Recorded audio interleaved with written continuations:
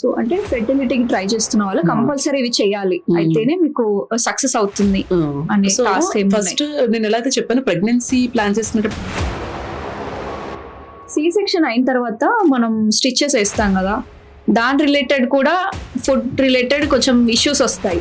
Doctor ఒకటి చెప్తారు అన్ని తినాలి అని చెప్పి, ఇంట్లోకి వెళ్ళేసరికి డాక్టర్స్ అంతే చెప్తారు, నువ్వు అది తినొద్దు, సీమ్ వస్తుంది. డెలివరీ అయిన అమ్మాయి నీళ్లు తాగేస్తే పొట్ట ఉబ్బిపోతుంది, కుట్ల నుంచి నీళ్ళు వచ్చేస్తాయట. అంటే as if there is no other mechanism. నీళ్లు తాగినవన్నీ డైరెక్ట్ గా కుట్ల నుంచి బయటకు వస్తాయా? ఈ deep fried foods, oily foods, fats, sweets, smoking, alcohol మానేస్తే better.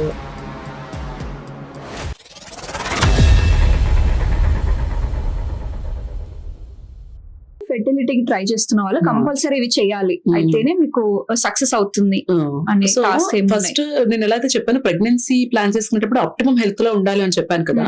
So try to be at an optimal weight, get your sugars checked, BP checked, అంతా థైరాయిడ్ చెక్డ్, అన్ని నార్మల్ ఉన్నాయో లేదో చూసుకోండి. ఓవర్ వెయిట్ ఉంటే వెయిట్ తగ్గడానికి ట్రై చేయండి. Other than this what I would suggest is go for wax.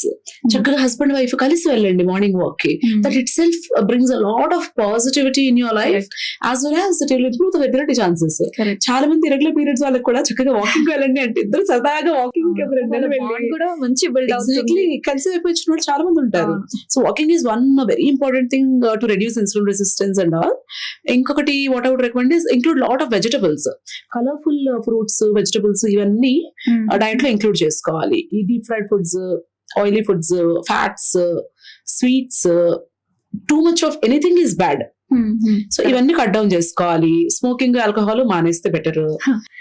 ఇప్పుడు ఇవన్నీ చెప్తున్నారు కదా, లేడీస్ అంటే పిల్లలు కావాలి అని ఒక థాట్ తో వాళ్ళు ఏదైనా సరే చేయడానికి రెడీ అవుతారు. బట్ జెంట్స్ అలా ఉండరు, నాకు నచ్చిందే తింటాను, నేను కావాల్సిందే చేస్తాను. వాళ్ళ మెంటాలిటీ సెట్ అవ్వదు కొన్నిసార్లు. It varies from person to person. ఇప్పుడు నా చాలా మంది కపుల్స్ మీరు చూస్తారు, the lady will be very fit, the guy is not. And కొన్నిసార్లు guy is very fit, the lady is very overweight. Obese ఉంటారు. It varies from person to person. నేను చూసిన వాళ్ళలో అయితే చాలా మటుకు హస్బెండ్స్ వెళ్తారు.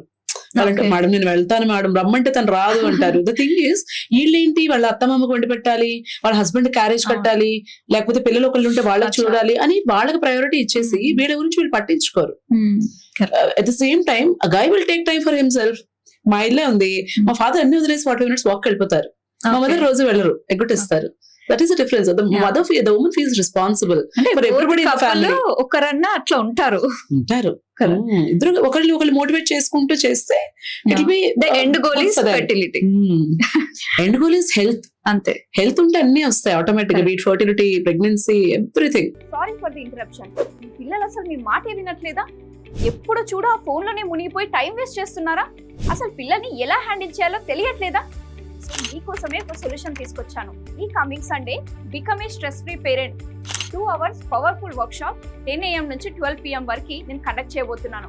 మీరు అండ్ మీ పార్ట్నర్ తో కంపల్సరీ అటెండ్ అవ్వండి. ఈ 2 hours పవర్ఫుల్ ప్రోగ్రామ్ మీ పిల్లల గ్రోత్ కోసం one of the best opportunity అవుతుంది. మరి ఇంకెందుకు ఆలస్యం, ఇప్పుడే కింద ఉన్న లింక్ ని క్లిక్ చేసి రిజిస్టర్ చేసుకోండి.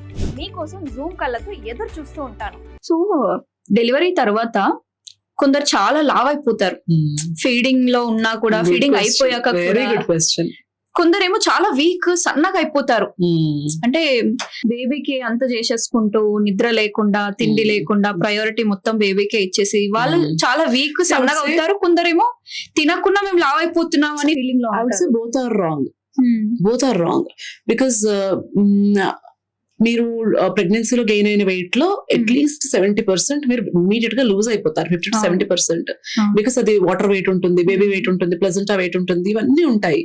డెలివరీ అయిన తర్వాత ప్రెగ్నెన్సీ వెయిట్ కూడా వచ్చేస్తుంటారు కొంతమంది. ఎందుకంటే ఇది మెయిన్లీ ఇంట్లో వాళ్ళు చేసింది ఎక్కువ ఉంటుంది దీంట్లో, నేను అంటాను అది.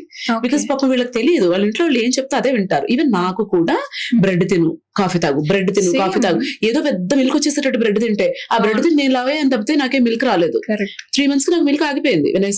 నేను మళ్ళీ వర్క్ కి వెళ్ళడం స్టార్ట్ చేసిన తర్వాత మిల్క్ ప్రొడక్షన్ గ్రాడ్యువల్ గా తగ్గిపోయింది. ఎందుకు ఇప్పుడు చాలా మంది అదే ఫుడ్ వేసుకుంటే పాలు బాగా వచ్చేస్తాయి అనుకుంటారు అనే మిత్ లో ఉంటారు. అసలు ఎలా వర్క్ అవుతుంది అది? It's absolutely non sense. అందులో ఏమి నిజం లేదు. మనం ఎంత మంచి క్వాలిటీ ఫుడ్ తీసుకుంటే బ్రెస్ట్ మిల్క్ క్వాలిటీ అంత బాగుంటుంది. యాజ్ అన్ ఆపిల్స్ తినండి, ఎగ్ తినండి, ఫిష్ తినండి, బనానా తినండి, ఆకుకూరలు తినండి, ఇవన్నీ తింటే ఓవరాల్ హెల్త్ బాగుంటుంది. ఆ 2 బ్రెడ్ స్లైసెస్ నుంచి వచ్చిన క్యాలరీస్, ఒక యాపిల్ బనానా నుంచి వచ్చిన క్యాలరీస్ నంబర్ ఒకటే, బట్ క్వాలిటీ ఆఫ్ ఫుడ్ మనం లోపల పెట్టుకుంటున్నది వేరు కదా. It's nutrient dense, this is nutrient zero ఎక్కువ. సో అలాంటి ఫుడ్ తీసుకుంటే అట్లీస్ట్ ఓవరాల్ హెల్త్ బాగుంటుంది. అండ్ ఇలాంటి nutrient dense wide variety of foods తీసుకోవడం వల్ల బ్రెస్ట్ మిల్క్ లో కూడా ఫ్లేవర్స్ చేంజ్ అవుతాయి. నేను ఇదే పదే చెప్తాను, eat a variety of foods while you're breastfeeding your baby. అప్పుడు బ్రెస్ట్ మిల్క్ లో ఫ్లేవర్స్ చేంజ్ అవడం వల్ల పిల్ల పెద్ద అయిన తర్వాత అలాంటి ఫుడ్స్ వాళ్ళకి తినడానికి ఇష్టపడడానికి ఛాన్స్ ఎక్కువ ఉంటుంది. ఎంతసేపు పాలు బ్రెడ్ తింటే మీకు ఫ్యాట్ పెరుగుతుంది తప్పితే ఉపయోగం లేదు అసలు. అది లూజ్ అవడం చాలా కష్టం. అండ్ వీళ్ళే బ్రెస్ట్ ఫీడింగ్ పీరియడ్ అయిపోగానే ఏంటి ఇంకా అంతలా ఉన్నా అంటారు. బ్రెస్ట్ ఫీడింగ్ పీరియడ్ కదా, I would say one thing, baby 3 months ఎంతో అనుకుంటా, బేబీకి అప్పుడు 3 months 4 months డెలివరీ అయింది ఆ అమ్మాయి. అయితే కాపర్టీకి పడుకోబెట్టాను, కాపర్టీ పెట్టేస్తాను, వీక్ గా ఉన్నది, ఇంకా నుంచోగానే కళ్ళు తిరిగేసి కూర్చుండిపోయింది. ఏం తినలేదా మార్నింగ్ అంటే, బేబీకి బారసాలు ఉంది మేడం, మా అత్తగారేమో ఇంతలా ఉన్నావేంటి, అందరూ వస్తారు చూడటానికి, ఇలా ఉంటే అసహ్యంగా ఉంటుంది అన్నారు, ఫుడ్ తినట్లేదు అని చెప్తుంది. బ్రెస్ట్ ఫీడ్ చేస్తున్న తల్లిని కూడా మీరు బాడీ షేమ్ చేస్తే what kind of women are you? Correct కదా. అత్తే కోడలు అంత ఇబ్బంది పెట్టి తల్లి కూతురు అంత ఇబ్బంది పెడితే ఇంకెవరు సపోర్ట్ చేస్తారు? ఒక లేడీయే కదా ఇంకొక లేడీకి సపోర్ట్ చేయాలి. అంత బాడీ షేమింగ్ ఏంటి? ఆమె మన స్విచ్ అంటే నొక్కగానే ఆఫ్ అయిపోయి మళ్ళీ నొక్కగానే ఆన్ అయిపోవటానికి. Childbirth, child bearing is it so easy కదా. 9 నెలలు అలా అని పోయి 9 నెలలు వాళ్ళకి ఏమన్నా ప్రాపర్ బ్యాలెన్స్ ఫుడ్ ఇస్తారా? ఎవ్వరు. తిను అని ఆ అమ్మాయికి ఆకలి ఉన్నా లేకపోయినా, అమ్మాయికి రిక్వైర్మెంట్ ఉన్నా లేకపోయినా, ఆ అమ్మాయికి అవసరమైన దానికంటే 2 నుంచి 3 రెట్లు ఎక్కువ ఇద్దరికి అంతా కుక్కేసి పాప అమ్మాయి డెలివరీ అయిన తర్వాత 3 నెలలు నువ్వు ఆ షేప్కి వచ్చేయాలి అంటే ఎట్లా వస్తుంది? ఎంత తప్పది. Correct. So body shaming is not right. అంటే అది అవగాహన లేకపోవడం వల్ల అతిగా తినిపించేయడం ఒక తప్పు అయితే, ఇలాగ అనటం అనేది ఇది క్రైమ్. అది ఇది క్రైమ్ అంటారు. నేను ఇలా చెప్పినా కూడా మా అమ్మమ్మలు నానమ్మలు అంతే చేస్తారు కదా. అమ్మమ్మలు నానమ్మలు ఎంత పని చేశారు, మనం ఏం చేస్తున్నాం ఇప్పుడు? అమ్మమ్మలు నానమ్మలు ఇడ్లీ చేయాలి, దోశ చేయాలి అంటే ఆ తిరగలు ఉంటుంది కదా, ఎంత క్యాలరీస్ వాళ్ళు కన్స్యూమ్ చేస్తారు. 2 దోశలు తింటే ఎంత ఎనర్జీ వస్తుంది, దానికంటే ఎక్కువ వాళ్ళు ఆల్రెడీ స్పెండ్ చేసేసి ఉంటారు. మనం ఏం చేస్తున్నాం? స్విచ్ ఆఫ్ తిన్నా అంత వాళ్ళు రిలీజ్ చేస్తున్నారు ఆ క్యాలరీస్ అన్ని. మనం అసలు తిన్న దాంట్లో ఒక 10% కూడా స్పెండ్ చేయట్లేదు మనం మరి. కరెక్ట్. సో అంటే సిజేరియన్ కంపేర్ వాళ్ళ గుడ్ హ్యాబిట్స్ మనం ఫాలో అవ్వనప్పుడు వాళ్ళు తిన్నంత కూడా మనం తినకూడదు ఇప్పుడు. సి సెక్షన్ అయిన తర్వాత మనం స్టిచెస్ వేస్తాం కదా, దాని రిలేటెడ్ కూడా ఫుడ్ రిలేటెడ్ కొంచెం ఇష్యూస్ వస్తాయి. డాక్టర్ ఒకటి చెప్తారు అన్ని తినాలి అని చెప్పి, ఇంట్లోకి వెళ్ళేసరికి డాక్టర్స్ అంతే చెప్తారు, నువ్వు అది తినొద్దు, సీమ్ వస్తుంది, లేకపోతే రిలేటెడ్ మళ్ళీ ప్రాబ్లమ్స్ వస్తాయి అని చెప్పి ఆ ఫుడ్ ఇవ్వరు అసలు. వాళ్ళకి ఏం చెప్తారో తెలుసు, పేషెంట్ కన్ఫ్యూజ్ అయిపోతుంది ఏం చేయాలి అని. డెలివరీ అయిన అమ్మాయి నీళ్లు తాగేస్తే పొట్టు ఉబ్బిపోతుంది, నార్మల్ అయినా కూడా పొట్టు ఉబ్బిపోతుందిట, నీళ్ళు ఏదో స్టోర్ అయిపోయినట్టు బయటకు రాకుండా. కుట్లు చీమ పట్టేస్తాయట, కుట్లలోంచి నీళ్ళు వచ్చేస్తాయట. అంటే as if there is no other mechanism. నీళ్లు తాగినవన్నీ డైరెక్ట్ గా కుట్లలోంచి బయటకు వస్తాయా? ఎందుకు వస్తాయి? కామన్ సెన్స్ ఉండాలి కదా. అండ్ ఇంకోటి ఏమంటారు కామన్ గా, నేను ఎంత చెప్పినా కూడా, అబ్బా మీరు డాక్టర్స్ మీరు అలాగే చెప్తారు, మీకేమైంది, మేం కదా పడాలి, మాకు కదా ఇబ్బంది అవుతుంది అంటారు. బట్ యాజ్ గైనకాలజిస్ట్ ఇప్పుడు ఒక న్యూరో సర్జన్ అనుకోండి, బ్రెయిన్ సర్జరీ ఆయన చేయించుకోడు, రైట్? కార్డియాక్ సర్జన్ అనుకోండి, కార్డియాక్ సర్జన్ ఆయన చేసుకోడు. ఐ అండర్గో నార్మల్ డెలివరీస్, నాకు డెలివరీస్ అవుతాయి, నాకు సిజేరియన్ అవుతుంది కదా. సో అంటే as a women also I can tell you, not just as a gynaecologist, because ఇప్పుడు నువ్వు ఏదైతే గో త్రూ అవుతున్నావో నేను ఆ ఫేస్ దాటే వచ్చాను. So you can trust me, you can take my words for it.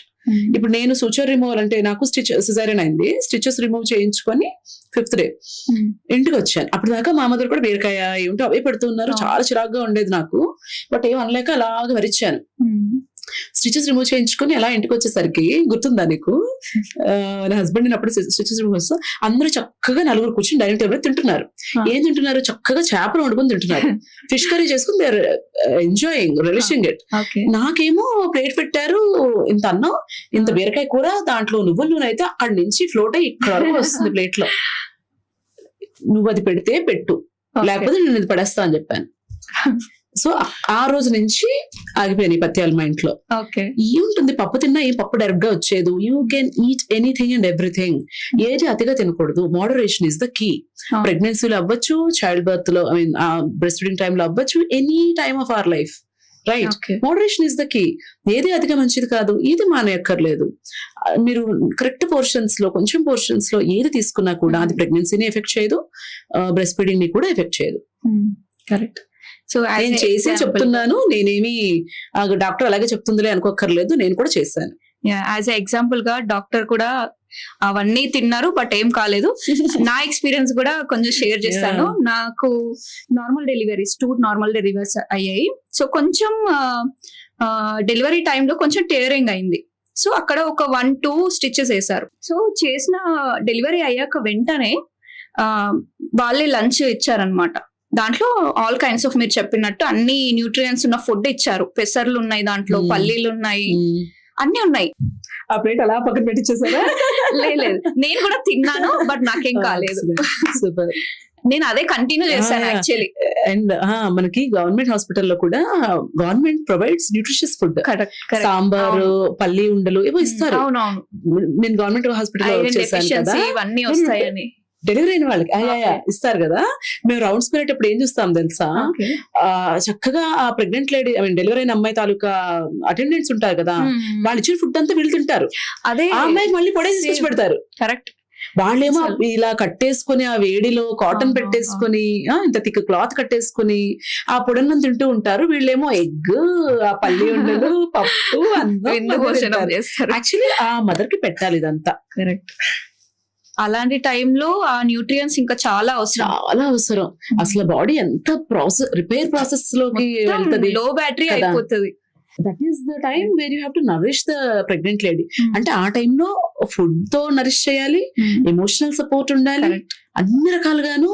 Pregnant lady delivery అయిన తర్వాత first few weeks or months అనేది చాలా ఇంపార్టెంట్. అండ్ లైఫ్ అంతా గుర్తుంటాయి అవి. అప్పుడు పడిన స్ట్రగుల్ గుర్తుంటుంది, అప్పుడు ఉన్న హ్యాపీనెస్ కూడా గుర్తుంటుంది. నేను కొంతమంది చూస్తాను, అసలు పేషెంట్స్ అయితే వచ్చి ఏడ్చిస్తుంటారు. బేబీని తర్వాత తీసుకొస్తారు కదా చూపించడానికి, లేకపోతే సూచర్ రిమూవల్ కి వస్తూ ఉంటారు కదా 1 week 10 days తర్వాత. ఇలా కళ్ళు లోపలికి వెళ్ళిపోయి ఏదో స్టేట్ లో ఉంటారు. ఏమ్మా అలా ఉన్నావు అంటే, పగలు పడుకుని ఇవ్వట్లేదు మేడం. పగలు పడుకుంటే బేబీ సిక్ అయిపోతుందిట. పగలు తల్లి పడుకుంటే బేబీ సిక్ అవడం ఏంటి? ఏమన్నా అర్థం ఉందా దాంట్లో? ఎందుకు అవుతుంది? బేబీ ఎప్పుడైతే రెస్ట్ తీసుకుంటుందో అప్పుడు తల్లికి కూడా రెస్ట్ ఇవ్వాలి. బేబీ రెస్ట్ తీసుకునే టైంలో కూడా తల్లికి రెస్ట్ తీసుకోవాలి. పగల రెస్ట్ పడుకోనిక, రాత్రి పడుకోనివ్వక వీళ్ళు ఎలా రికవర్ అవుతారు? 2 రోజులు మీరు నిద్రపోకుండా చూడండి ఎట్లా అయిపోతారు. కష్టం. బ్రెయిన్ ఫంక్షన్ చేయదు అసలు. ఒకటి నిద్రపోనివ్వరు. లేకుండా ఉండొచ్చు కానీ నిద్ర లేకుండా అయితే ప్రతి దగ్గర రెస్ట్రిక్షన్. ఫుడ్ దగ్గర రెస్ట్రిక్షన్, నిద్ర దగ్గర రెస్ట్రిక్షన్. ఇంకొక పెద్ద క్రైమ్ ఏంటి తెలుసా? వాటర్ ఇవ్వరు. ఒక అమ్మాయి వచ్చి చెప్పింది, మేడం మీరు ఎంత చెప్పినా వాళ్ళు నాకు వాటర్ ఇవ్వట్లేదు, నాకు స్పూన్ తో ఇస్తున్నారు వాటర్ అని. అసలు వాళ్ళు ఏమన్నారు చెప్పండి? నిజంగా పిల్లిచి తిట్టాలనిపిస్తుంది నాకు. అలాంటి పరిస్థితి ఎట్లా ప్రొడ్యూస్ చేసే ఉమెన్ స్పూన్ తో వాటర్ ఇవ్వడం అసలు కామన్ సెన్స్ ఉందా? మనకి ఇప్పుడు మాట్లాడుతుంటే మనం థర్స్టీ అయిపోవటం 2 సార్లు ఇప్పుడు వాటర్ తాగాను మాట్లాడుతుంటే. అలాంటిది ఇంత డెలివరీ అయిన అమ్మాయి, సిజేరియన్ అయిన అమ్మాయి, పాలు పడుతున్న అమ్మాయికి 1 స్పూన్ వాటర్ రోజంతటికి ఇంత గ్లాస్ వాటర్ ఇస్తారంట. అమ్మాయి పరిస్థితి హారబుల్ కదా అది. అవును, కొంతమంది మార్చలేము అసలు. కంటే ఎక్కువ కౌన్సిలింగ్ పక్కన వాళ్ళకి ఫ్యామిలీ మెంబర్స్ కి ఇవ్వాలి. నేనేమంటానంటే రెబెల్ చెయ్యి అంటాను. కరెక్ట్. నువ్వు ఒక పిల్లని ఇప్పుడు కన్నావు అంటే నువ్వేమి చిన్నపిల్ల కాదు. అవును, వాళ్ళు నిన్ను చిన్నపిల్లలాగా ట్రీట్ చేయకూడదు. కరెక్ట్. అది నువ్వు ఎలా చేయకూడదు. అవును. ఇప్పుడు నువ్వేం తినాలి, ఏం తాగాలి, ఎప్పుడు తినాలి, ఎప్పుడు తాగాలి, ఎప్పుడు పడుకోవాలి, ఎప్పుడు లేవాలో కూడా వాళ్ళే డిసైడ్ చేస్తే ఇంక నువ్వు ఏం తల్లివి? కరెక్ట్. నీ బిడ్డకి నువ్వు ఎలాంటి రోల్ మోడల్ సెట్ చేస్తావు? కొన్ని డెసిషన్స్ మనం తీసుకోవాలి, మనకి ఎవరు ఇవ్వరు. కరెక్ట్. మన రైట్స్ మనం తీసుకోవాలి. ఎవరో ఇస్తారు, వాళ్ళు చెప్పినట్టు నేను వింటాను అంటే జీవితాంతం అవ్వదు. Exact point. మన కోసం, మన పిల్లల కోసం మనం కొన్నిసార్లు డిసిషన్స్ తీసుకోవాలి. మనమే చిన్నపిల్లలం కాదు కదా.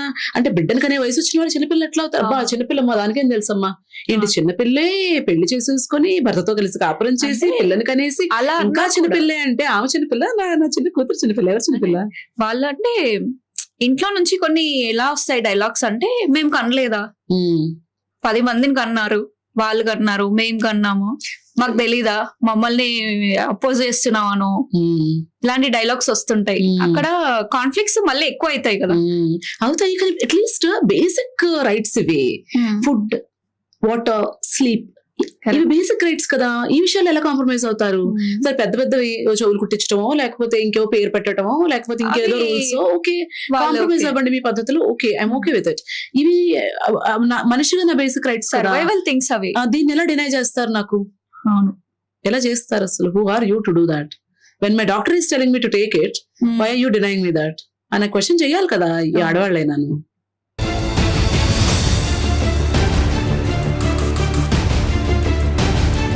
రీసెంట్ గా కొన్ని కేసెస్ చూసాను. పాపం వాళ్ళు ప్రెగ్నెన్సీ అయ్యి 5 months 6 months తర్వాత పాపం వాళ్ళు శ్రీమంతం కూడా చేసుకున్నారు. చెప్పాలంటే ఫ్రాంక్లీ చేసుకున్న తర్వాత 6th month 7th month లో అబార్షన్స్ అయ్యాయి. చాలా జాగ్రత్తగానే ఉన్నారు, బట్ ఎందుకు అలా అవుతున్నాయి? నేను కంటిన్యూగా చూసాను ఆ మంత్ లో ఒక 4-5 మెంబర్స్ అదే న్యూస్ విన్నాను నేను. ఫస్ట్ ట్రైమిస్టర్ అబార్షన్స్ కి కొన్ని కాజెస్ అని ఉంటాయి, సెకండ్ ట్రైమిస్టర్ అబార్షన్స్ కి కొన్ని స్పెసిఫిక్ కాజెస్ అని ఉంటాయి. ఆ కాజెస్ ని మనం మోస్ట్ కామన్ గా చూసేది ఏంటంటే, ఇప్పుడు గర్భసంచి ముఖ ద్వారా ఉంటుంది కదా, సర్విక్స్ టైట్ గా పట్టు ఉంచుతుంది ప్రెగ్నెన్సీస్ ని. అంటే డాక్టర్ ప్రిస్క్రిప్షన్ ప్రకారమే వెళ్ళారు. ప్రాబబ్లీ డిటెక్ట్ అయ్యి ఉండకపోవచ్చు, అది ఒకటి ఉంటుంది. యాప్ల లాంటి కొన్ని కండిషన్స్ ఉంటాయి. కొన్ని సిచ్యుయేషన్స్ ఫస్ట్ అబార్షన్ అయిన తర్వాతే అలాట్మెంట్ సెకండ్ ప్రెగ్నెన్సీకి రావచ్చు. అన్ని కండిషన్స్ ని డిటెక్ట్ చేయలేకపోవచ్చు, బట్ కొన్ని ఉంటాయి.